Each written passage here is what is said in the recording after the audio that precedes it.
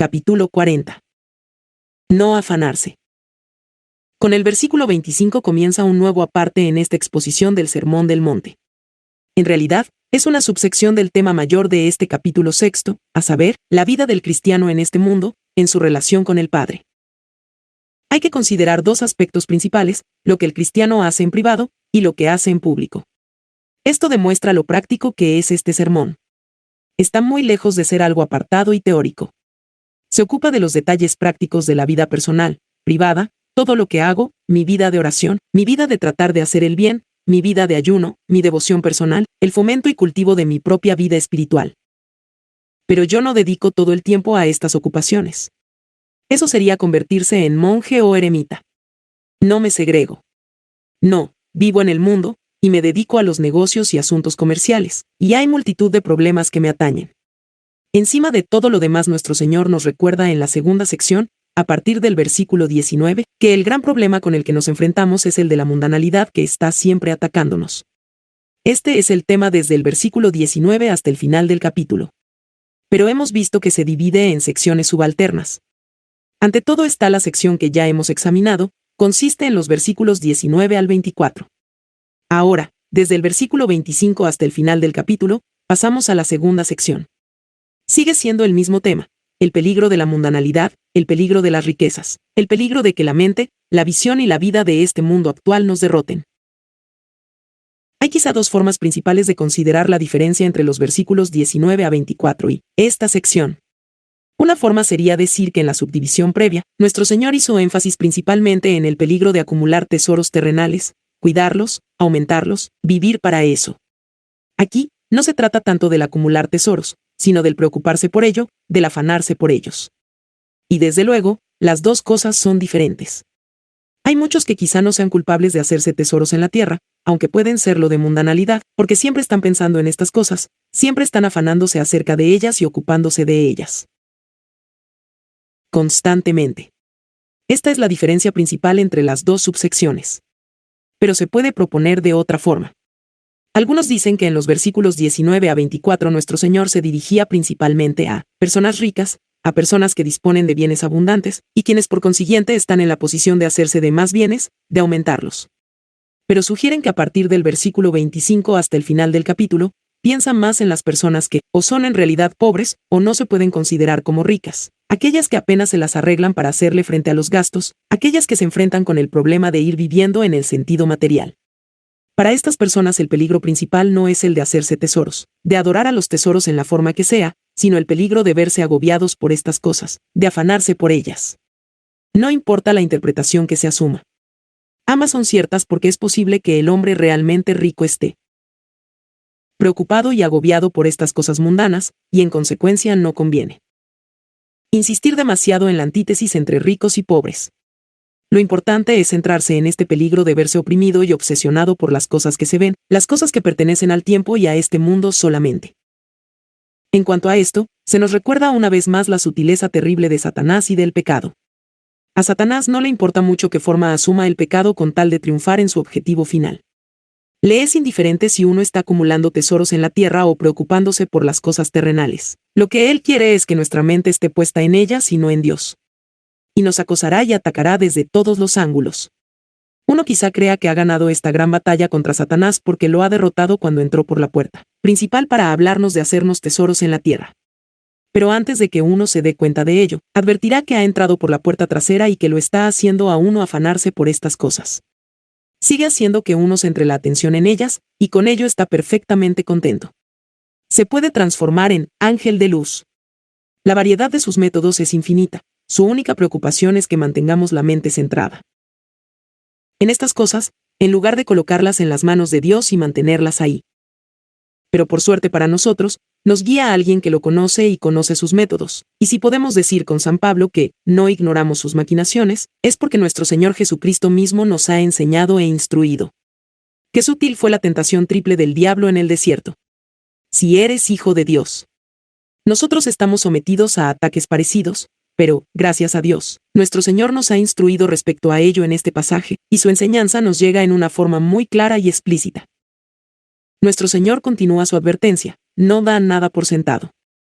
Sabe lo frágiles que somos, Conoce el poder de Satanás y toda su horrible habilidad, por eso entra en detalles. Otra B/diagonal veremos aquí, como vimos en la sección anterior, que no se contenta simplemente con dejar establecidos principios o con darnos mandamientos. Nos ofrece argumentos y nos da razones, plantea el problema ante nuestro sentido común. Presenta la verdad a nuestra mente. No quiere producir una cierta atmósfera emotiva solamente, sino que razona con nosotros. Esto es lo que necesitamos captar. Por ello comienza de nuevo con un, por tanto os digo.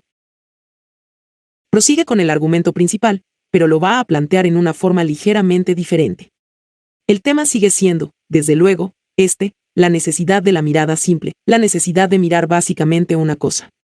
Lo vemos repetirlo. Buscad primeramente.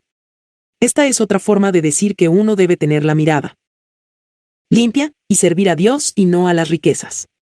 Debemos hacer esto a toda costa. Por ello lo afirma 3 veces, introduciéndolo por medio de la palabra, por tanto. Por tanto os digo, no os afanéis por vuestra vida, qué habéis de comer o qué habéis de beber, ni por vuestro cuerpo, qué habéis de vestir. No es la vida más que el alimento, y el cuerpo más que el vestido. Luego en el versículo 31, vuelve a decir, no os afanéis, pues, diciendo, ¿qué comeremos, o qué beberemos, o qué vestiremos?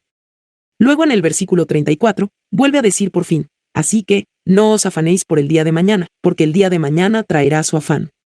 Basta a cada día su propio mal, nunca hubo en este mundo un maestro como el Señor Jesucristo. El gran arte de enseñar es el arte de la repetición. El verdadero maestro siempre sabe que no es suficiente decir algo una vez, sino que hay que repetirlo.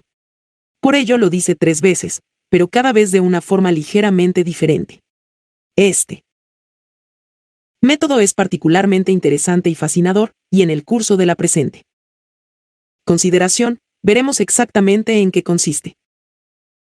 Lo primero que debemos hacer es examinar las palabras que usa, y sobre todo esta expresión, no os afanéis, que la gente a menudo ha entendido mal, y con la cual muchos han tropezado. Si se consultan los expertos, se verá que por las citas que emplean otros autores, no afanarse, se usaba entonces en el sentido de estar ansioso o tender a preocuparse. La verdadera traducción debería ser pues, no estéis ansiosos, o no tengáis ansiedad, o si lo prefieren, no os angustiéis, acerca de vuestra vida, acerca de lo que comeréis o beberéis. Este es el verdadero significado de la palabra. En realidad, la palabra misma que empleó nuestro Señor es muy interesante. Es la palabra que se emplea para indicar algo que divide, separa o distrae, palabra usada muy a menudo en el Nuevo Testamento. Si se lee Lucas 12:29, que es el pasaje paralelo a este, se encontrará que la expresión que se emplea es, ni estéis en ansiosa inquietud. Es la situación de la mente dividida en secciones o compartimentos, y que no funciona como un todo. Se puede decir de mejor forma, que esa mente no tiene ojo bueno. Hay una especie de visión doble, un mirar en 2 direcciones al mismo tiempo, y en consecuencia no ver realmente nada. Esto es lo que, en este sentido, significa estar ansioso, estar angustiado, estar preocupado. Una ilustración todavía mejor del significado del término se encuentra en la historia de Marta y María cuando nuestro Señor estuvo en su casa. Lee 10, 38-42, nuestro Señor se volvió a Marta para reprenderla. Le dijo, afanada y turbada estás con muchas cosas. La pobre Marta estaba distraída, este es el significado real de la expresión. No sabía dónde estaba ni qué deseaba realmente. María, por otro lado, tenía un solo propósito, un solo objetivo, no estaba distraída con muchas cosas. Por consiguiente, aquello acerca de lo que nuestro Señor nos amonesta es el peligro de estar tan distraídos con los cuidados y ansiedades, por las cosas terrenales, mirándolas demasiado, que no miremos a Dios y nos alejemos del objetivo principal de la vida. Este peligro de vivir una vida doble, esta visión falsa, este dualismo, es lo que le preocupa. Quizá a estas alturas es importante expresar la idea en forma negativa. Nuestro Señor no nos enseña aquí que nunca debemos pensar en estas cosas. No os afanéis, no significa eso. En muchas épocas de la historia de la Iglesia, ha habido personas celosas y desorientadas que han tomado en forma literal este consejo, y han creído que vivir la vida de fe implica no pensar en ningún modo acerca del futuro, no tomar ninguna precaución. Simplemente, viven por fe, le piden a Dios, y no hacen nada en cuanto a ello. Este no es el significado de, no os afanéis. Dejando aparte el significado exacto de estas palabras, el solo contexto y la clara enseñanza del Nuevo Testamento en otros pasajes hubiera debido haberles evitado ese error. El conocimiento del significado exacto de las palabras en griego no es lo único esencial para una interpretación genuina. Si uno lee la Biblia, y si se está pendiente del contexto, uno está a salvo de estos errores.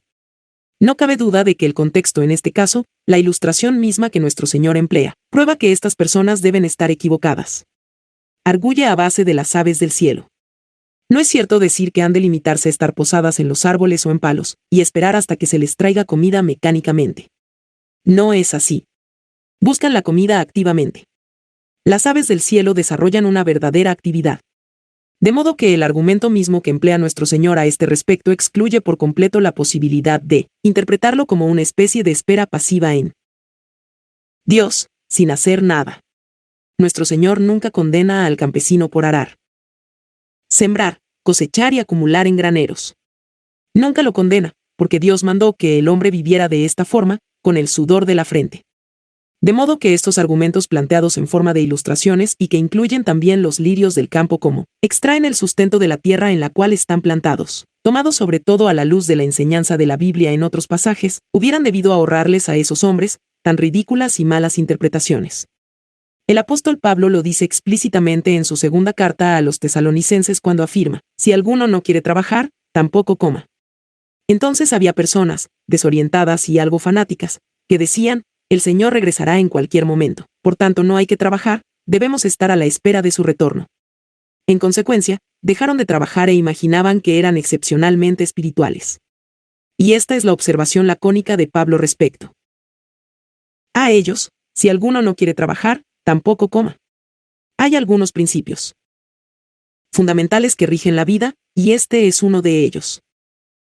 Encontramos una exposición de este mandamiento en esas palabras del apóstol Pablo en Filipenses 4:6, 7, cuando dice, por nada estéis afanosos, sino sean conocidas vuestras peticiones delante de Dios en toda oración y ruego, con acción de gracias. Y la paz de Dios, que sobrepasa todo entendimiento, guardará vuestros corazones y vuestros pensamientos en Cristo Jesús. O, si lo prefieren, no os afanéis por nada. Tampoco aquí se trata de las preocupaciones y ansiedades, contra esa tendencia a angustiarse que tan a menudo aflige nuestra vida. No hay duda en cuanto al peligro verdadero de todo esto. En cuanto nos detenemos a examinarnos a nosotros mismos, nos encontramos que no solo estamos expuestos a este peligro, sino que a menudo hemos sucumbido ante el mismo. Nada parece ser más natural para el género humano en este mundo que vivir con ansia, que sentirse abrumado y preocupado. Es la tentación típica de las mujeres. Algunos dirán, especialmente de las que son responsables del cuidado de la casa, eso de ningún modo se limita a ellas. El peligro que amenaza al marido o padre, o a cualquiera que tiene responsabilidad hacia personas amadas y hacia otra gente, en un mundo como este, es pasar toda la vida angustiado por estas cosas, agobiado por ellas. Tienden a dominarnos y controlarnos, y pasamos por la vida, esclavizados por ellas. Esto es lo que preocupa a nuestro Señor, y le preocupa tanto que repite la advertencia 3 veces seguidas. Primero examinaremos su argumento en una forma muy general. Parafraseemos lo que de hecho dice, no os preocupéis por vuestra vida, por lo que tendréis para comer o para beber, ni tampoco por vuestro cuerpo, por cómo lo vestiréis. También aquí comienza con una afirmación y un mandato general, como lo hizo en la sección anterior. En ella comenzó presentando una ley y luego pasó a darnos las razones para observarla. Lo mismo sucede en este caso.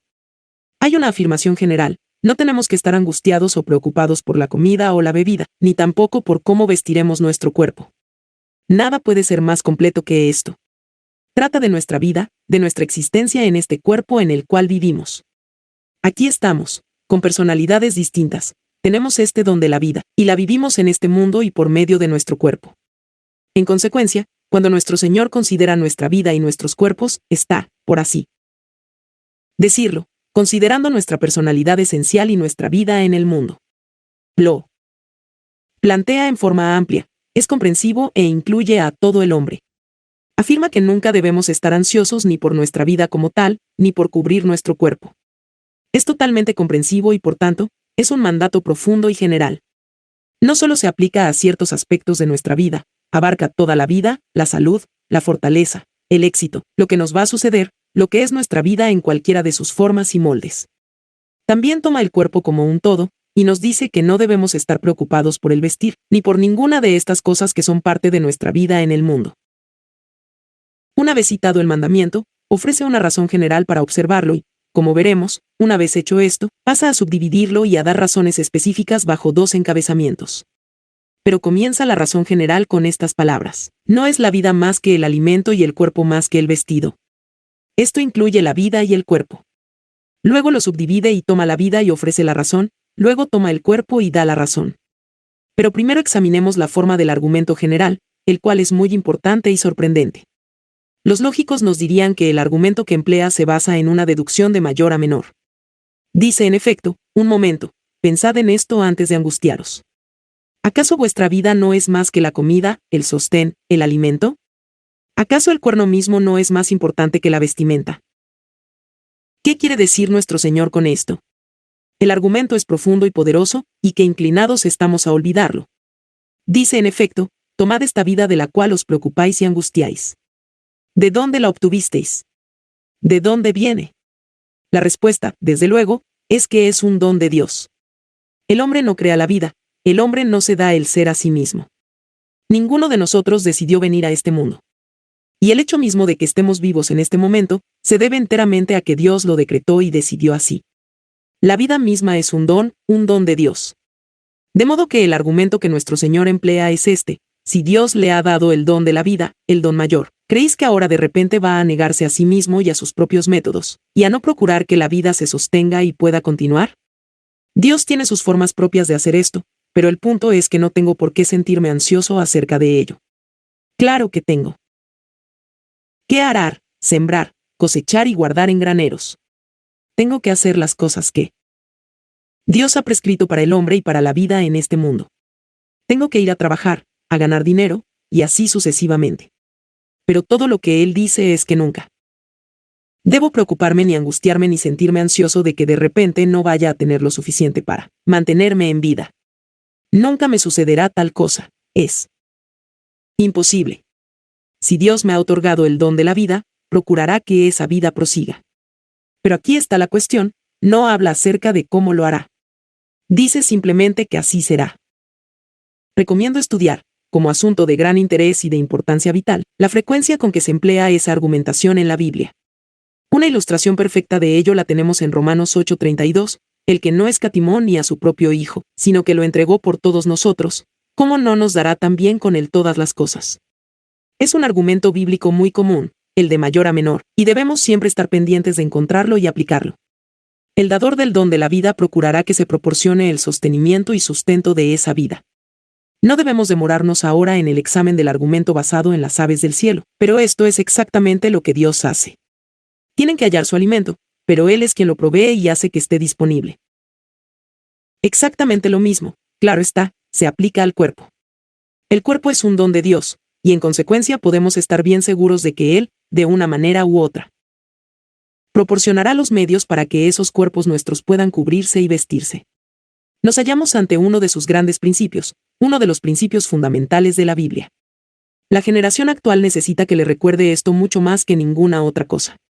El problema principal de muchos de nosotros es que hemos olvidado los principios básicos, en especial este principio vital de que las cosas de que disfrutamos en esta vida son don de Dios. Por ejemplo, ¿con qué frecuencia damos gracias a Dios por el don de la vida misma? Tendemos a pensar que con nuestros conocimientos científicos podemos entender el origen y esencia de la vida. Por ello pensamos en estas cosas en función de causas naturales y procesos inevitables. Dejando aparte, sin embargo, el hecho de que todas estas teorías no son sino eso, teorías que no se pueden demostrar, y que carecen de algo en el aspecto más vital, son muy trágicas en cuanto que no comprenden la enseñanza bíblica que revelan. ¿De dónde viene la vida? Léanlo. ¿Qué dicen los científicos modernos acerca de ello? Y verán que no lo pueden explicar. No pueden salvar el abismo que separa lo inorgánico de lo orgánico. Tienen sus teorías, pero no son más que esto, e incluso están en desacuerdo entre sí. Sin embargo, es el problema fundamental. ¿De dónde viene ese principio llamado vida? ¿Qué origen tiene? Si dicen que comenzó con lo inorgánico transformándose de algún modo en orgánico, pregunto, ¿de dónde viene lo inorgánico? No les quedará más remedio que remontarse al principio de la vida. Y existe una sola respuesta satisfactoria: Dios es el dador de la vida. Pero no debemos tomar esto solo de una forma general. Nuestro Señor se interesaba específicamente por nuestro caso y condición individuales, y lo que en realidad nos enseña es que es Dios quien nos ha dado el don de la vida, del ser, de la existencia. Es una concepción tremenda. No somos simplemente individuos producidos por un proceso evolutivo. Dios se preocupa por nosotros uno por uno. Nunca hubiéramos venido a este mundo si Dios no lo hubiera querido. Debemos asimilar bien este principio. No debería pasar ni un solo día de nuestras vidas sin que dejáramos de dar gracias a Dios por el don de la vida, del alimento, de la existencia, y por la maravilla del cuerpo que nos ha dado. Todo esto no es sino don suyo. Y, claro está, si no somos conscientes de ello, fracasaremos en todo. Convendría a estas alturas detenerse a meditar en semejante principio, antes de pasar al argumento subsidiario de nuestro Señor. Sintetiza su enseñanza principal con estas palabras: hombres de poca fe. Fe aquí, como veremos, no significa algún principio vago, tiene en mente nuestro fracaso en entender, nuestra falta de comprensión de la visión bíblica del hombre y de la vida como hay que vivirla en este mundo. Este es nuestro verdadero problema, y el propósito de nuestro Señor al presentar las ilustraciones que examinaremos más adelante, es mostrarnos cómo nosotros no pensamos, como deberíamos pensar. Pregunta: ¿cómo es posible que no veáis inevitablemente que esto debe ser así? Y de todo lo que he mencionado que no captamos ni entendemos bien, es de suma importancia este punto preliminar, fundamental, acerca de la naturaleza y del ser del hombre. Helo aquí en toda su sencillez. Es Dios mismo quien nos da la vida y el cuerpo en el que vivimos, y si ha hecho esto podemos sacar esta conclusión, que el propósito que tiene respecto a nosotros se cumplirá. Dios nunca deja incompleto lo que comienza, sea lo que fuere lo que comience, sea lo que fuere lo que se proponga, con toda seguridad lo cumple. Y en consecuencia volvemos al hecho de que en la mente de Dios hay un plan para cada vida. Nunca debemos considerar nuestra vida en este mundo como accidental. No. No tiene el día 12 horas, dijo Cristo un día a sus timoratos y asustados discípulos. Y nosotros necesitamos decírnoslo a nosotros mismos. Podemos tener la seguridad de que Dios tiene un plan y propósito para nuestras vidas, y que este plan se cumplirá. En consecuencia, nunca debemos estar ansiosos por nuestra vida ni por cómo la sostendremos. No debemos angustiarnos si nos encontramos en medio de una tempestad en el mar, o en un avión, y parece que las cosas se ponen mal, o si estando en el ferrocarril de repente recordamos que en esa misma línea ocurrió un accidente la semana anterior. Esta clase de cosas desaparece si llegamos a tener una visión adecuada acerca de la vida misma y del cuerpo, como dones de Dios. De Él proceden y Él nos los da. Y Él no comienza un proceso como este y luego deja que se desarrolle de cualquier manera. No, una vez que lo comienza, lo continúa. Dios, quien decretó todas las cosas en el principio, las lleva a cabo. Y el propósito de Dios para la humanidad y el propósito para cada individuo es cierto y siempre seguro. Esta es la fe y enseñanza que se encuentran, por ejemplo, en los himnos de Philip Tadry. Un ejemplo típico lo tenemos en su gran himno, Oh Dios de Betel, de cuya mano siguen alimentándose los hombres, quien a lo largo de este agotador peregrinar has guiado a nuestros padres.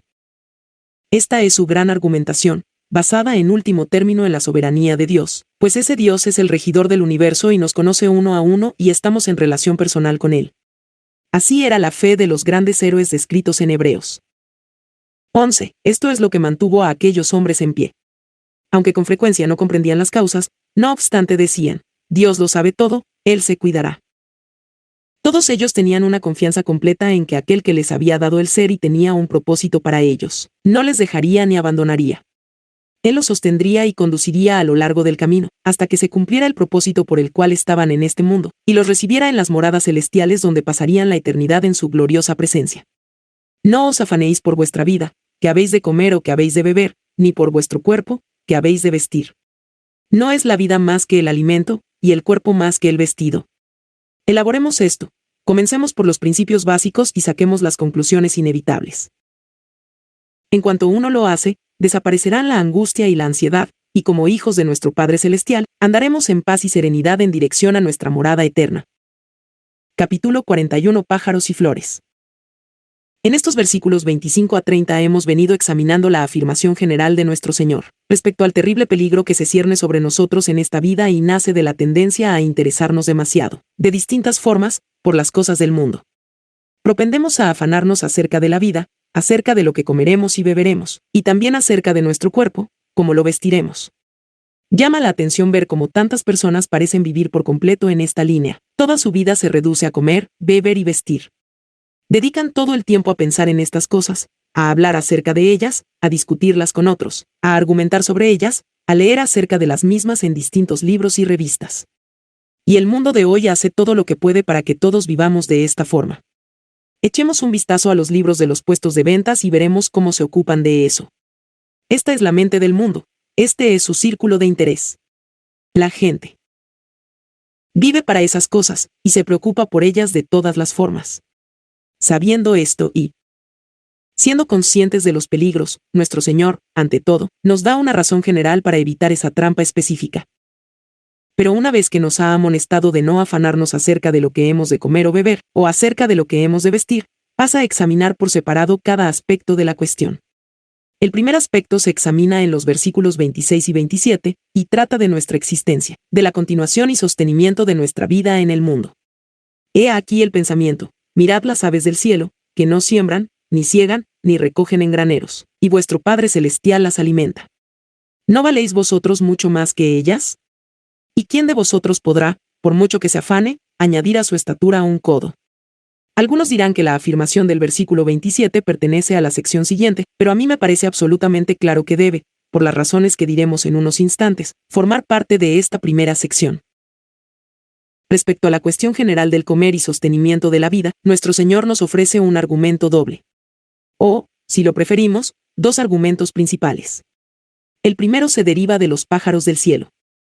Adviértase que a este respecto el argumento ya no procede de lo mayor a lo menor, más bien va en dirección contraria. Una vez fundamentada la proposición en un nivel inferior, la eleva al nivel superior.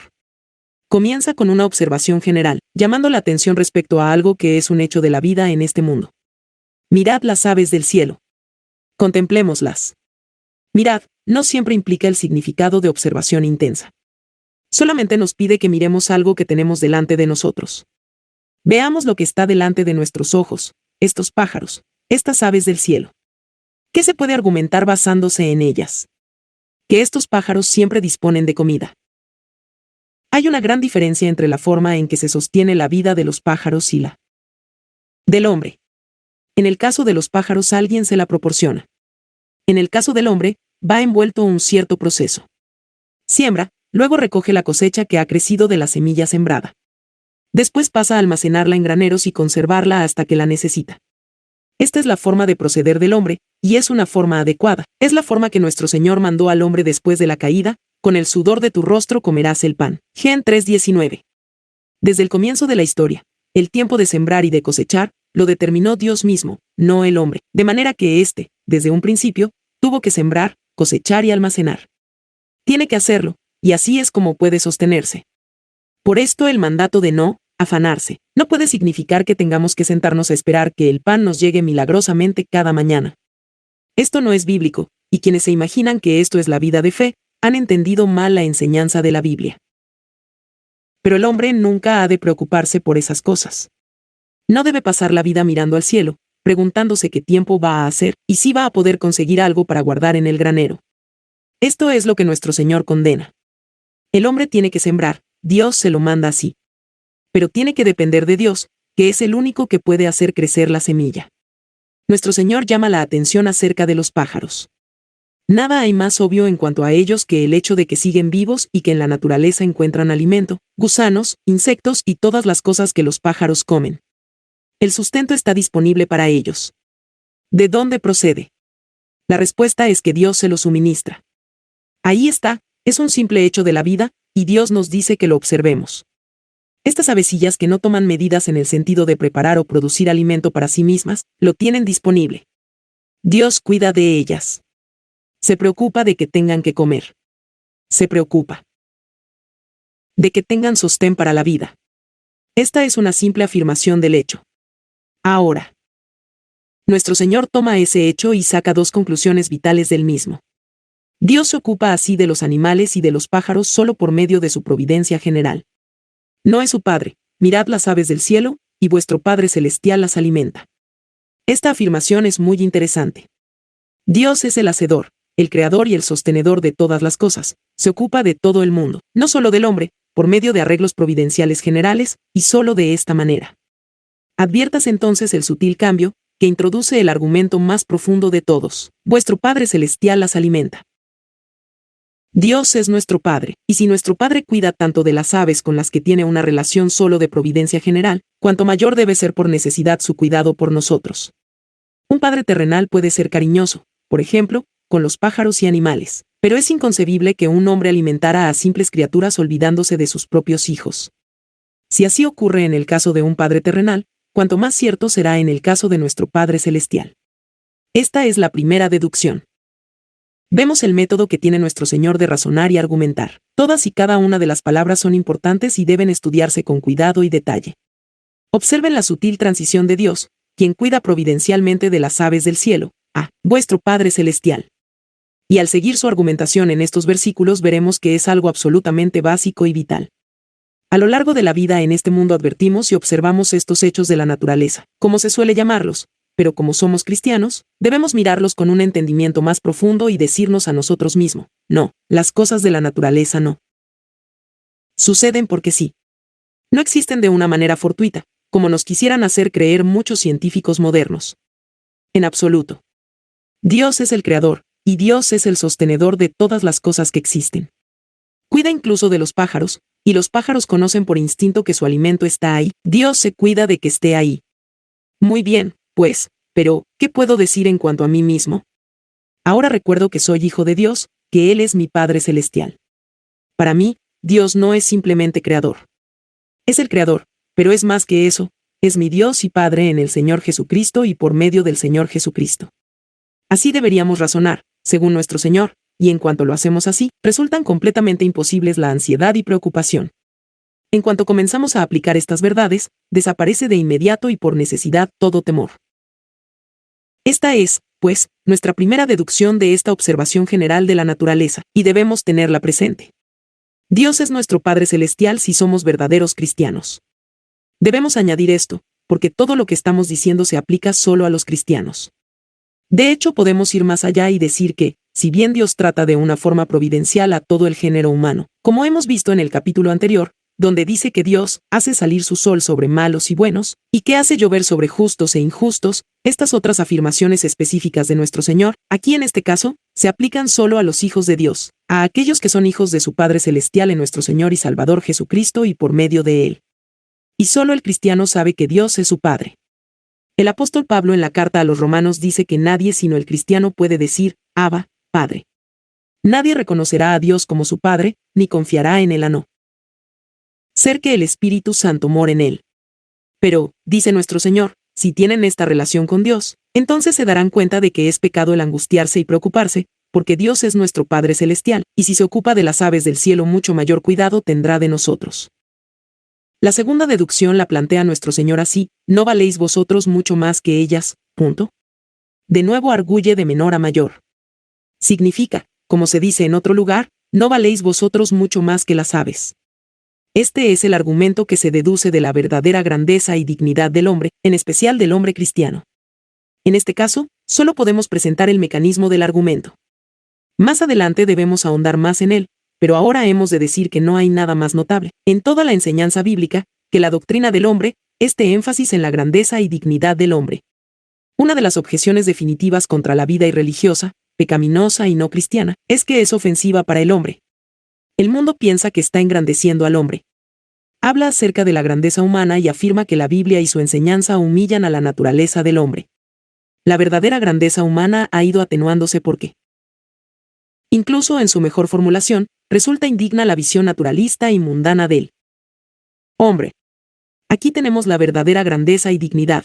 El hombre ha sido hecho a imagen de Dios, y por consiguiente, en cierto modo, igual a Dios, el Maestro y Señor de la creación. Nuestro Señor viene en una forma humilde y baja, pero es precisamente al mirarlo a Él que uno ve la verdadera grandeza del hombre. Aunque nació en un establo y fue colocado en un pesebre, es allí, y no en los palacios de los reyes, donde vemos la verdadera dignidad del hombre. El mundo tiene una falsa idea de la grandeza y dignidad. Para encontrar la concepción real del hombre, se debe acudir al Salmo 8 y a otros lugares de la Biblia. Ante todo se debe mirar al Señor Jesucristo, y mirar también la descripción que hace el Nuevo Testamento del hombre, en Cristo, hecho a su imagen. Entonces se verá lo pertinente que es este argumento de menor a mayor: no valéis vosotros mucho más que ellas. Pero Dios se ocupa de estas aves, tiene un valor, a sus ojos son preciosas. ¿Acaso no ha dicho que ninguna de ellas puede caer sin que lo sepa vuestro Padre Celestial? Si esto es así, entonces mirémonos a nosotros mismos para darnos cuenta de lo que somos a los ojos de Dios. Recordemos que Él nos ve como a hijos suyos en el Señor Jesucristo, y de una vez. Por todas dejaremos de preocuparnos y angustiarnos por estas cosas. Cuando uno se ve como hijo suyo, entonces sabe que Dios cuidará de uno sin lugar a dudas. Hay, sin embargo, un segundo argumento implicado en este primero, argumento basado en la inutilidad y futilidad de los afanes. Estas son las palabras de nuestro Señor: ¿y quién de vosotros podrá, por mucho que se afane, añadir a su estatura un codo? Este argumento ha de examinarse con mucho cuidado. Para empezar, debemos determinar con exactitud qué dice la afirmación, y a este respecto existen dos opiniones. Cuando preguntamos cuál es el significado de este término, estatura, vemos que hay dos respuestas posibles.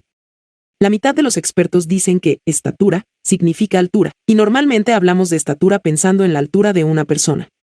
Pero la palabra griega que se emplea para estatura también significa longitud o duración de la vida. Y se emplea en ambos sentidos, tanto en griego bíblico como en griego clásico. Por eso de nada sirve preguntar, ¿qué dice el texto griego?, porque no lo dice. La palabra se puede usar en ambos sentidos. Por ello no se puede decidir en función del griego. ¿Qué enfoque tomamos, pues? El contexto debe sin duda determinar y decidir este asunto. ¿Qué es un codo? Equivale a 40 centímetros, y si eso se tiene en mente, la mención de la estatura no puede significar simplemente altura. Es completamente imposible, debido a que nuestro Señor también aquí procede de menor a mayor. ¿Podríamos imaginar a alguien que esté realmente angustiado para medir 40 centímetros a su altura? Resulta ridículo solo el pensarlo. No se puede referir a la altura, se debe referir a la duración de la vida. Lo que dice nuestro Señor es esto: ¿cuántos de vosotros, con todas estas preocupaciones y ansias, viviendo con tantos afanes, pueden prolongar la duración de la vida siquiera por un instante? Hablamos de la duración de la vida, y este es el argumento que nuestro Señor emplea, porque sigue tratando aquí de nuestra vida en el mundo. La afirmación básica es: no os afanéis por vuestra vida. No está pensando en el cuerpo, sino en la existencia, en la continuación de la vida en este mundo. El introducir aquí en la enseñanza la idea de altura estaría completamente fuera de lugar. No, nuestro Señor se refiere en este versículo a la duración y extensión de la vida, y precisamente debido a la obsesión que tienen por ella, tantas personas viven angustiadas por sus necesidades corporales. Desean extender y prolongar su vida. Ahora bien, dice nuestro Señor, de hecho, hagámosle frente a este asunto, a este argumento. Con todo lo que uno hace, con todos los tremendos esfuerzos, con todas las angustias y ansiedades, ¿hay alguien que pueda prolongar la duración de su vida siquiera por un instante? Y la respuesta a esta pregunta es que no se puede. Esa es una de las cosas que son muy obvias, pero que todos tendemos a olvidar. No las recordamos como deberíamos, pero es indiscutiblemente verdadera. El hecho es que no podemos prolongar nuestra vida en este mundo, aunque tratemos de hacerlo de distintas formas. El millonario puede comprar toda la comida y bebida que desee, pero no puede prolongar su vida. Se nos dice que el dinero todo lo puede. Quizás sea así en muchos aspectos, pero no en este, en el cual el millonario no tiene ninguna ventaja sobre la persona más pobre del mundo. Podemos ir más lejos. Los conocimientos y habilidades médicas no pueden prolongar la vida. Pensamos que pueden, pero es porque no lo sabemos. Todas estas cosas las determina Dios, y por eso, incluso los médicos, a menudo se sienten frustrados y perdidos. Dos pacientes que parecen estar en las mismas condiciones reciben el mismo tratamiento. Uno se recupera y el otro muere. ¿Cuál es la respuesta? La respuesta es que nadie puede añadir un codo a la duración de su vida. Es un gran misterio, pero no podemos eludirlo. El tiempo de nuestra vida está en las manos de Dios, y hagamos lo que hagamos, con toda nuestra comida y bebida y recursos médicos, con todo lo que sabemos, con toda la ciencia y capacidad, no podemos añadir ni en lo más mínimo a la duración de la vida de un hombre. A pesar de todos los adelantos modernos en conocimientos, nuestros tiempos siguen estando en las manos de Dios, y en consecuencia, arguye nuestro Señor: ¿por qué todas estas preocupaciones? ¿Por qué toda esta excitación? ¿Por qué? todo este afán y preocupación? La vida es un don de Dios. Él la da y Él decide el fin de la misma. Él la sostiene, y estamos en sus manos. En consecuencia, cuando tendamos a sentirnos preocupados y angustiados, tratemos de reflexionar y decir, no puedo ni comenzar ni continuar ni terminar la vida, todo eso está por completo en sus manos. Y si lo más grande está bajo su control, también le puedo dejar lo más pequeño. Uno no puede extender la propia vida ni en un codo. En consecuencia, reconozcamos la futilidad y pérdida de tiempo y energía que conlleva el preocuparse por estas cosas. Hagamos lo que nos corresponde, sembremos, cosechemos y almacenemos en graneros, pero recordemos que el resto está en las manos de Dios. Uno puede tener las mejores semillas disponibles en el mercado, uno puede tener los mejores arados y todo lo necesario para sembrar, pero si Dios no diera el sol y la lluvia no habría cosecha. Dios está en última instancia en la raíz de todo. El hombre ocupa su lugar y hace su trabajo, pero Dios es quien da él. Incremento. Esto es lo que hay que recordar siempre, y se aplica siempre y en todas las circunstancias. Ahora debemos volver nuestra atención a la sección que comienza con el versículo 28. Y por el vestido, ¿por qué os afanáis? Este es el segundo aspecto, el cuerpo y el vestido. Considerad los lirios del campo, como crecen, no trabajan ni hilan, pero os digo, que ni aun Salomón con toda su gloria se vistió así como uno de ellos. Y si la hierba del campo que hoy es, y mañana se echa en el horno, Dios la viste así, no hará mucho más a vosotros, hombres de poca fe. También aquí se arguye de menor a mayor. También aquí se nos pide que observemos un hecho de la naturaleza. Pero en esta ocasión emplea un término ligeramente más fuerte. Antes fue, mirad las aves del cielo, ahora es, considerad los lirios del campo. Quiere decir, desde luego, que debemos meditar acerca de estas cosas y examinarlas en un nivel más profundo.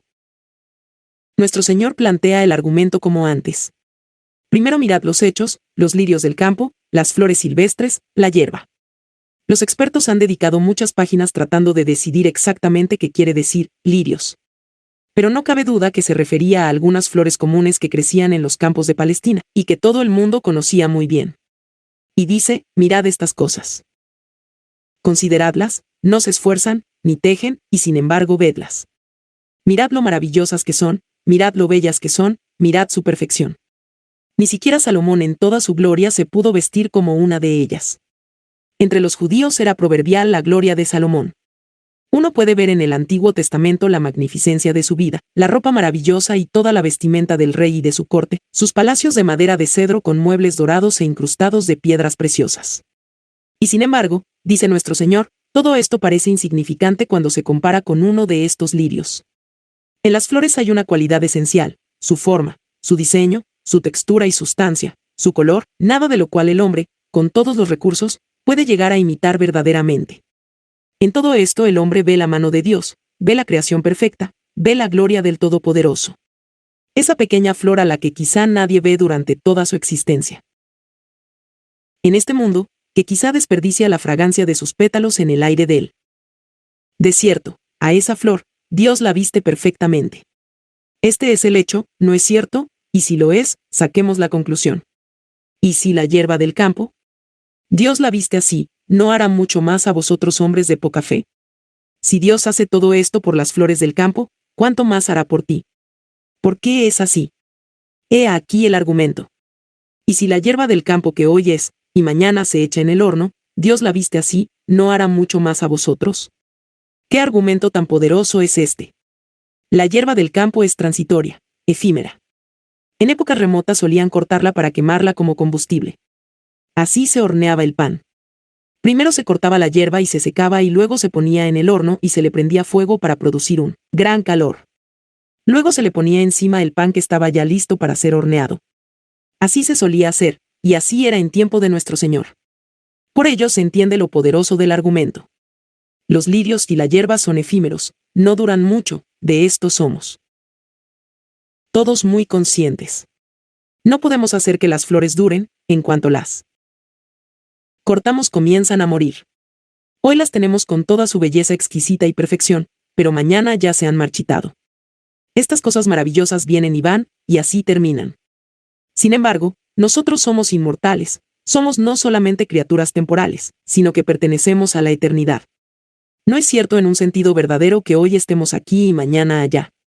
Dios ha puesto la eternidad en el corazón del hombre, el hombre no está destinado a morir. No se aplica al alma aquello de polvo eres y al polvo volverás. Uno continúa.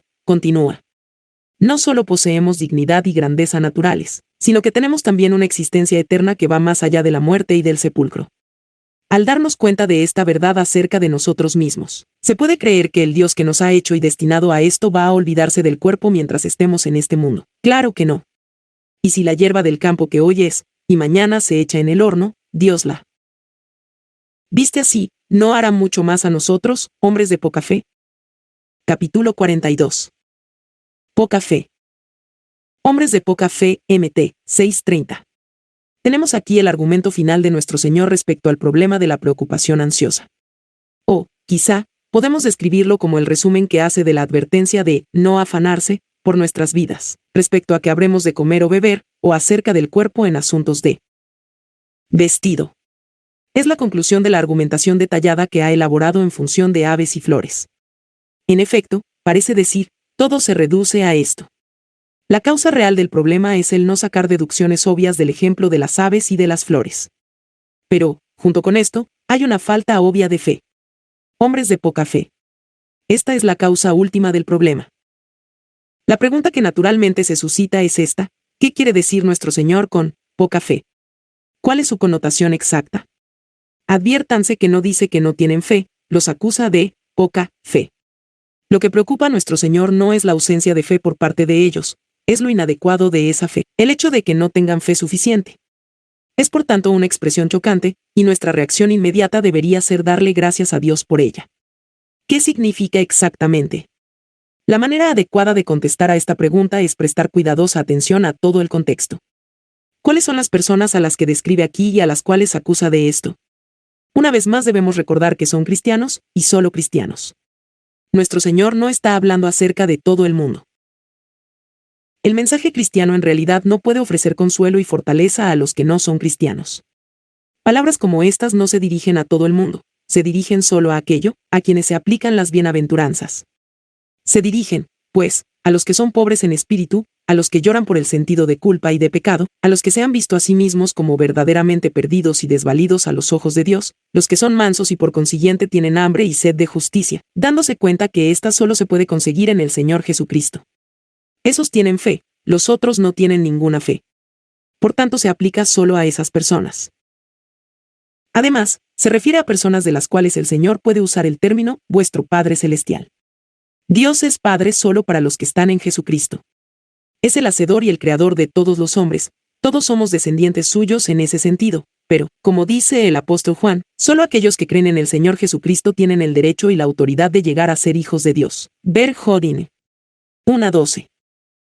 Nuestro Señor, dirigiéndose a los fariseos, habló de mi Padre y vuestro Padre, y dijo, vosotros sois de vuestro padre el diablo. Lo mismo sucede aquí. No enseña una cierta doctrina vaga y general acerca de la paternidad universal de Dios y de la hermandad universal del hombre. No, el Evangelio divide a las personas en dos grupos, los que son cristianos y los que no lo son. Debemos afirmar, y más que nunca en tiempos como estos, que el Evangelio de Jesucristo contiene una sola enseñanza para el mundo no cristiano, a saber, que está bajo la ira de Dios, y que no puede esperar otra cosa sino miseria e infelicidad, guerras y rumores de guerra, y que nunca conocerá la paz verdadera. Dicho en forma positiva, el Evangelio cristiano le dice al mundo que debe creer en el Señor Jesucristo, si desea la bendición de Dios. Para el mundo como tal no hay esperanza, solo hay esperanza para los que son cristianos. El mensaje que comentamos es solo para aquellos a quienes se aplican las bienaventuranzas, aquellos que verdadera y justamente dicen que son hijos de Dios en Jesucristo. En realidad, en la expresión inmediata siguiente que examinaremos, contrasta a estas personas con los gentiles. Los gentiles buscan todas estas cosas. Ahí vemos la división, los gentiles, y los que están en Cristo, los que están fuera y los que están dentro, el pueblo de Dios y los que no son el pueblo de Dios. Así es como debemos entender esta frase. Estas personas tienen fe, pero es fe insuficiente. En consecuencia, no cabe duda de que podríamos decir que nuestro Señor habla aquí acerca de los cristianos que solo poseen la fe salvadora y que tienden a quedarse ahí. Estas son las personas acerca de las cuales está interesado, y lo que desea es que, como consecuencia de escucharle a Él, lleguen a una fe más profunda y más amplia. La primera razón para esto es que las personas que tienen solo esa fe salvadora, y no van más allá, se privan de muchísimo en esta vida. Y no solo eso, sino que debido a la falta de una fe más amplia, están obviamente más inclinados a preocuparse y angustiarse, a esa preocupación mortal que nos ataca a todos en la vida. Nuestro Señor, en realidad, va tan lejos que dice que las preocupaciones en el cristiano se deben siempre en último término a una falta de fe, o a la poca fe. El afán y la ansiedad, la depresión y derrota, Él estará merced de la vida y de las circunstancias que la acompañan se deben siempre, en el cristiano, a la falta de fe. El objetivo, por consiguiente, ha de ser siempre una fe mayor. El primer paso para conseguirlo es darse cuenta de lo que significa poca fe.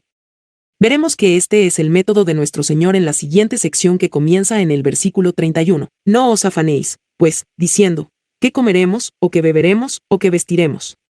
Nuestro Señor nos da instrucciones positivas para incrementar nuestra fe, pero antes de hacerlo, desea que veamos exactamente qué significa poca fe. Se comienza con lo negativo y luego se pasa a lo positivo. ¿Cuál es, pues, esta condición que nuestro Señor describe como poca fe? ¿Qué clase de fe es, y qué hay de malo en ella? Ante todo, consideremos una definición a grandes rasgos. De esta fe se puede decir, en general, que se limita a una sola esfera de la vida. Es fe que se limita únicamente a la cuestión de la salvación del alma, y no va más allá. No se extiende a la totalidad de la vida ni a todos los detalles de la vida. Esta es una falla común entre los cristianos. Sobre la cuestión de la salvación del alma, tenemos ideas perfectamente claras. La acción del Espíritu Santo nos ha despertado para que viéramos nuestra perdición. Hemos sido convencidos de pecado. Hemos visto lo totalmente incapaces que somos de justificarnos a los ojos de Dios, y que la única forma de liberación está en el Señor Jesucristo. Sabemos que vino a este mundo, y murió por nuestros pecados, y con ello nos reconcilió con Dios. Y creemos en Él, y poseemos esta fe salvadora. Respecto al presente y a toda la eternidad. Esta es la fe salvadora, la que nos hace cristianos. Sí, pero los cristianos a menudo se detienen ahí, y parecen pensar que la fe es algo que se aplica solo a la cuestión de la salvación. La consecuencia es, desde luego, que en la vida cotidiana sufren muchas derrotas entre ellos y los que no son cristianos. Se preocupan y afanan, se conforman al mundo en muchos aspectos. Su fe es algo que queda reservado solo para su salvación final, y no parece poseer fe ninguna en lo referente a los asuntos cotidianos de la vida y a la vida en este mundo. Nuestro Señor se ocupa precisamente de esto. Esas personas han llegado a conocer a Dios como Padre Celestial, y sin embargo, siguen afanándose por la comida, la bebida y el vestir. Es una fe limitada, en ese sentido es poca fe, su meta es restringida y además limitada. Debemos partir de ahí. No podemos leer la Biblia sin ver que la fe verdadera es una fe que abarca la vida toda. Lo vemos en nuestro Señor mismo, lo vemos en los grandes héroes de los que nos habla Hebreos 11. Podríamos decir que la poca fe no se apoya en todas las promesas de Dios. Se interesa solo en algunas de ellas y se concentra en estas. Véannoslo así. Revisemos la Biblia y hagamos una lista de todas las promesas de Dios. Veremos que hay muchas, en realidad un número sorprendente. Pedro habló de preciosas y grandísimas promesas. Es pasmoso y sorprendente. No hay aspecto de la vida que no quede cubierto bajo estas promesas extraordinarias de Dios. ¿Qué culpables somos a la luz de esto? Seleccionamos algunas de estas promesas y nos concentramos en ellas, y por diferentes razones, nunca pensamos en las otras. Nunca hacemos nuestras las otras promesas, y como consecuencia, si bien en algunos aspectos triunfamos, en otros fracasamos miserablemente. Esto es poca fe. Es fe limitada en relación con las promesas, y que no se da cuenta de que debería ser algo que la vinculara con todas, que se apropiara de cada una de ellas. Veamos esto de nuevo desde un ángulo ligeramente diferente. En cierta ocasión oí a un hombre emplear una expresión que me afectó profundamente en ese tiempo, y todavía ahora me sigue afectando. No estoy muy seguro de que no sea una de las afirmaciones más profundas que haya oído en mi vida. Dijo que el problema de muchos de nosotros los cristianos es que creemos en el Señor Jesucristo, pero que al mismo tiempo no le creemos. Quería decir que creemos en Él en lo referente a la salvación del alma, pero no le creemos cuando nos dice algo como esto de que Dios se va a cuidar de nuestro alimento, e incluso de nuestro vestido.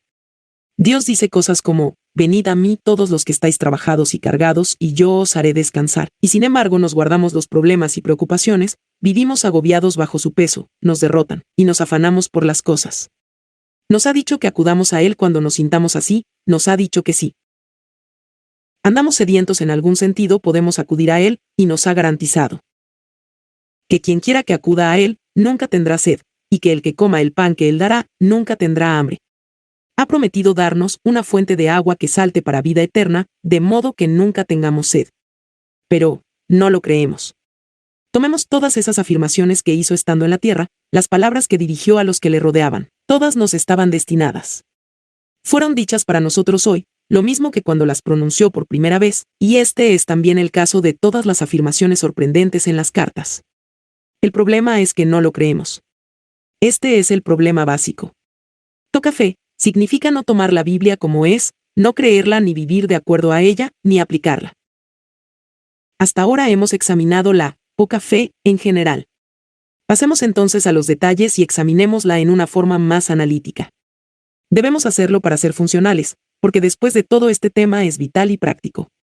No hay falacia mayor que considerar el Evangelio de Jesucristo como algo acerca de lo cual uno piensa cuando está en la iglesia, o cuando dedica un cierto tiempo a la meditación. No, se aplica a toda la vida. Veámoslo así. Ser de poca fe significa, ante todo, que las circunstancias nos dominan en vez de dominarlas nosotros a ellas. Esta afirmación es clara. El cuadro que se presenta en toda esta sección es el de personas a quienes la vida gobierna.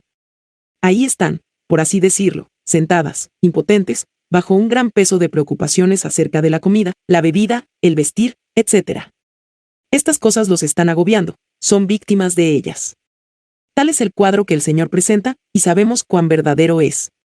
Nos suceden cosas y, de inmediato, se apoderan de nosotros, nos sojuzgan. Según la Biblia, eso nunca debería sucederle al cristiano. La Biblia lo presenta siempre como alguien que está por encima de las circunstancias. Puede incluso sobreabundar de gozo en las tribulaciones, no simplemente enfrentarse a ellas con una especie de fortaleza estoica. No cede ni vacila, o para emplear la expresión conocida, no la aguanta a regañadientes. No, sobreabunda en gozo en medio de la tribulación. Solo quien tiene verdadera fe puede ver la vida de esta forma, y puede elevarse a tales alturas. Según la Biblia, esto puede hacerlo solo el cristiano. ¿Por qué el hombre de poca fe permite que las cosas lo dominen y lo abrumen? La respuesta a esta pregunta es que, por su poca fe, la persona no piensa. Ese es el verdadero problema. En otras palabras, debemos tener todo un concepto adecuado de la fe. Fe, según la enseñanza de nuestro Señor en este párrafo, es primordialmente pensar. Y el problema básico del hombre de poca fe es que no piensa, permite que las circunstancias lo intimiden. Esta es la verdadera dificultad en la vida. La vida viene con un garrote en la mano, nos golpea en la cabeza, y nos volvemos incapaces de pensar, nos sentimos impotentes y derrotados. La forma de evitarlo, según nuestro Señor, es pensar. Debemos dedicar más tiempo al estudio de las lecciones de nuestro Señor, en observación y deducción. La Biblia está llena de lógica, y nunca debemos pensar en la fe como algo puramente místico. No nos limitemos a estar sentados en un sillón a esperar que nos sucedan cosas maravillosas. Esto no es fe cristiana. La fe cristiana es esencialmente pensar. Contemplar las aves del cielo, pensar acerca de ellas y sacar conclusiones. Contemplar las hierbas del campo, contemplar los lirios del valle, para meditar en ellos. El problema, en la mayoría de los casos, radica en que las personas no quieren pensar. En lugar de pensar, se sientan a preguntarse, ¿qué me va a suceder? ¿Qué puedo hacer? Esto no es pensar, es derrota, es rendirse. Nuestro Señor en este pasaje nos incita a pensar, y a pensar de una forma cristiana. Esta es la esencia misma de la fe. Fe, si lo prefieren, podía definirse así. Es el hombre que insiste en pensar cuando todo parece confabularse para intimidarlo y derrotarlo en un sentido intelectual. El problema de la persona de poca fe es que, en lugar de controlar su propio pensamiento, ese pensamiento está controlado por otra cosa, y, como suele decirse, va dando vueltas en círculos. Esta es la esencia de la preocupación. Si uno permanece despierto por la noche durante horas, puedo decirle lo que ha estado haciendo. Ha estado dando vueltas en círculos. Vuelve una y otra vez a pensar en los mismos miserables detalles acerca de una persona o de una cosa. Eso no es pensar, es más bien ausencia de pensamiento, fracaso en el pensar. Esto significa que algo está controlando su pensamiento y dirigiéndolo, para conducirlo a ese estado agobiante que se llama inquietud. Por esto tenemos derecho a definir la poca fe, en segundo lugar, como no saber pensar, o permitir que la vida se apodere de nuestro pensamiento, en vez de pensar claramente acerca de ella, en vez de ver la vida de forma global y equilibrada. La poca fe, si se prefiere, también se puede describir como el fracaso de no aceptar las afirmaciones bíblicas según su valor genuino, el fracaso de no creerlas totalmente. Tomemos a alguien que de repente se ha encontrado con problemas, se ha visto sometido a prueba por las circunstancias. ¿Qué debería hacer? Debería acudir a la Biblia y decirse, debo tomar las afirmaciones de este libro exactamente como son. Todo lo que hay en nosotros por naturaleza, y también el diablo que hay fuera de nosotros, harán todo lo posible para impedirnos que lo hagamos. Nos dirán que estas afirmaciones estuvieron destinadas solo a los discípulos, y que no son para nosotros. Algunos, como hemos visto, incluso dejarían todo el sermón del monte para los discípulos, o lo considerarían apropiado para los que vivirán en algún reino futuro. Otros dicen que estuvo bien para los primeros cristianos que acababan de pasar por Pentecostés, pero que ahora el mundo ha cambiado. Estas son las sugerencias que nos llegan. Pero yo lo rechazo todo. Hemos de leer la Biblia y decirnos a nosotros mismos, todo lo que voy a leer aquí se me dice a mí, y si hay algo en mí que corresponde a lo que dijo acerca de ellos, quiere decir que soy fariseo. También estas promesas fueron hechas para mí. Dios no cambia, sigue siendo exactamente como era hace 2000 años, y todas estas cosas son absolutas y eternas. Debo, pues, acudir a la Biblia y recordar que solo así la tomó a ella y a su enseñanza como es, en su contexto, que sé que me están hablando. No debo descartarla de ninguna forma. Tengo que tomar la Biblia por lo que es. Poca fe, quiere decir que fracasamos en hacer todo esto como deberíamos. Debemos pasar, sin embargo, a algo que es todavía más práctico. Poca fe, en realidad quiere decir no darnos cuenta de las implicaciones de la salvación y de la situación que surge de ella. Este es claramente el argumento de nuestro Señor y su forma de razonar aquí.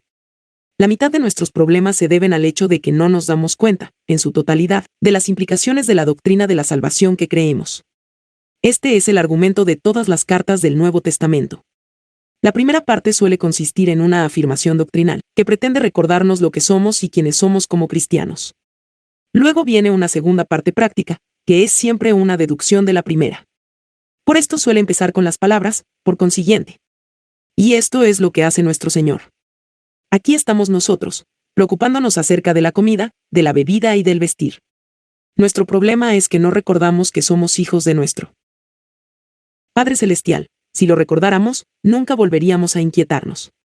Con solo que tuviéramos un concepto tenue y vago de los propósitos de Dios respecto a nosotros, resultaría imposible la inquietud. Tomemos, por ejemplo, la gran oración de Pablo por los Efesios. Les dice que oraba para que el Señor les diera sabiduría, alumbrando los ojos de vuestro entendimiento. Adviértase la palabra, entendimiento. ¿Con qué fin y propósito? Para que sepáis cuál es la esperanza a que Él os ha llamado, y cuáles las riquezas de la gloria de su herencia en los santos, y cuál la supereminente grandeza de su poder para con nosotros los que creemos. Ef. 1:18, 19. Esto era, según Pablo, lo que necesitaban conocer y entender. Leamos cualquiera de las cartas paulinas y en algún pasaje encontraremos esta clase de afirmación. El problema que tenemos los cristianos es que no nos damos cuenta de lo que somos como hijos de Dios. No vemos los propósitos benignos de Dios para con nosotros. Vimos esto antes, de paso, cuando examinamos cómo nos comparó, como hijos, con la hierba del campo. La hierba hoy está en el campo, pero mañana será quemada como combustible en el horno para hacer el pan. Pero los hijos de Dios están destinados a la gloria. Todas sus promesas y propósitos son para nosotros, se establecieron para nosotros. Y lo único que tenemos que hacer, en un sentido, es precisamente recordar lo que Dios ha dicho acerca de nosotros como hijos suyos. En cuanto comprendemos bien esto, resulta imposible el preocuparse. El hombre entonces comienza a aplicar la lógica que le dice, porque si siendo enemigos, fuimos reconciliados con Dios por la muerte de su Hijo, mucho más, estando reconciliados, seremos salvos por su vida. Ro. 5:10. Así es. Sea lo que fuere lo que nos suceda, el que no escatimó ni a su propio Hijo, sino que lo entregó por todos nosotros, ¿cómo no nos dará también con él todas las cosas? El vigoroso argumento continúa en Romanos 8, ¿quién acusará a los escogidos de Dios? Ro. 8:32 VSS. Quizá tengamos que enfrentarnos con problemas, angustias y pesares, Pero, en todas estas cosas somos más que vencedores por medio de aquel que nos amó. Lo vital es que nos veamos como hijos suyos. La argumentación se sigue por necesidad. Si Dios viste así a la hierba, ¿no nos vestirá mucho más a nosotros? Vuestro Padre Celestial alimenta a los pájaros. ¿No sois vosotros mucho más que ellos? Tenemos que comprender lo que significa ser hijos de Dios. O, para decirlo de otra forma, tenemos que darnos cuenta de lo que es Dios como Padre Celestial nuestro. También esto es algo que los cristianos tardan en aprender. Creemos en Dios, pero ¿cuánto tardamos en creer y comprender que es nuestro Padre Celestial? Cristo habló acerca de ir a mi Padre y vuestro Padre. Se ha convertido en Padre nuestro en Cristo. ¿Y qué tenemos que aprender acerca de Él? He aquí algunas consideraciones. Pensemos primero en los propósitos inmutables de Dios para con sus hijos, y subrayaría esa palabra, inmutables. Los hijos de Dios tienen sus nombres escritos en el libro de vida del Cordero antes de la fundación del mundo. En esto no hay nada contingente. Fue antes de la fundación del mundo que fueron elegidos. Los propósitos de Dios son inmutables, ya abarcan nuestro destino eterno, nada menos. En la Biblia se expresa constantemente eso de diversas maneras. Elegidos según la presciencia de Dios, santificados en Cristo Jesús, santificados por el Espíritu, y así sucesivamente. Cuando las personas creen cosas como estas, están en condiciones de hacerle frente a la vida en el mundo de una forma muy diferente. Este fue el secreto, digámoslo una vez más, de los héroes de la fe en Hebreos 11. Entendieron algo de los propósitos inmutables de Dios, y en consecuencia, tanto Abraham como José y Moisés, todos ellos, sonrieron frente a las calamidades. Siguieron adelante porque Dios así se lo había dicho. ¿Por qué? Sabían que los propósitos de Dios deben realizarse. Abraham fue sometido a la prueba suprema de pedírsele que sacrificara a Isaac.